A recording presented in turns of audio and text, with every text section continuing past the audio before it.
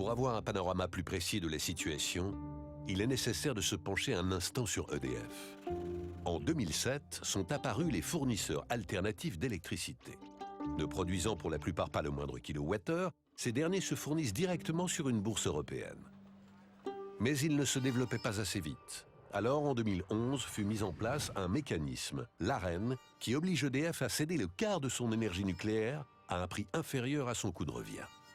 La situation est cocasse. EDF alimente ses concurrents en prenant tous les risques d'investissement, tout en les subventionnant pour qu'ils puissent prendre des parts de marché.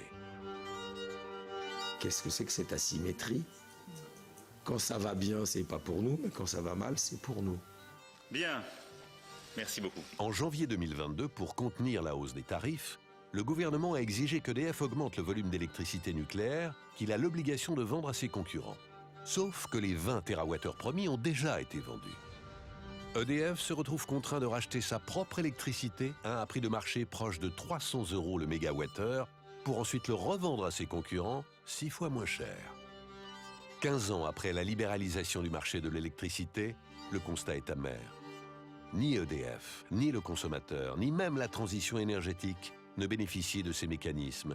D'autant plus absurde qu'afin de faire face à la flambée des prix de l'électricité et du gaz, un nombre important de fournisseurs ont suspendu leur offre, fait faillite ou tout simplement cessé leur activité.